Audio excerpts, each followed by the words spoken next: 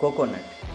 તમે ક્યારેક ને ક્યારેક નારિયેળનું પાણી પીધું જ હશે, પણ શું તમને ખ્યાલ છે કે અંદમાન અને નિકોબાર જે ભારતના યુનિયન ટેરેટરી છે ત્યાંના કોકોનટ એ સૌથી પ્રખ્યાત છે.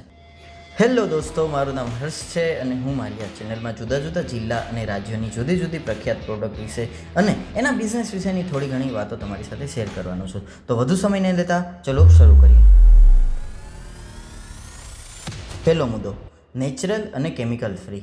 આ નારિયેળ ઓછામાં ઓછા ફર્ટિલાઇઝર, વરસાદના પાણી અને ખારી રેતીની ફળદ્રુપતા અને વગર પોલ્યુશનમાં બને છે. આથી આને નેચરલ અને કેમિકલ ફ્રી ગણવામાં આવે છે.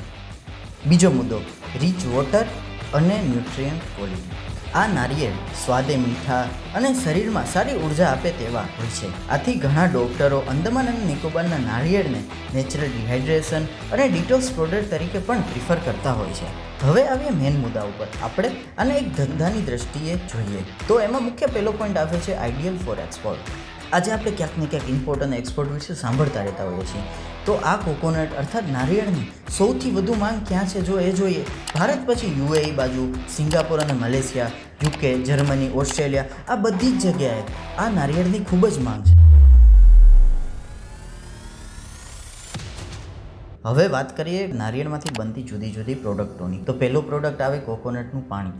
લગભગ આપણે બધાય કોકોનટનું પાણી સમયાંતરે પીતા રહીએ છીએ, પણ જો હવે આને થોડું ક્લાસી રીતે અને થોડું મોડર્ન રીતે જો બોટલ્સ અને કેન દ્વારા વેચીએ. બીજી પ્રોડક્ટ છે કોકોનટ બેઝડ ઓઇલની, જેની આપને ખ્યાલ છે ફૂડ ઇન્ડસ્ટ્રીમાં ભારે માંગ રહેલી છે. ત્રીજી પ્રોડક્ટ છે કોકોનટ મિલ્કની, જેનો ઉપયોગ શાક બનાવવામાં, સૂપ વગેરે ઘણી બધી વસ્તુઓમાં ઉપયોગ થાય છે.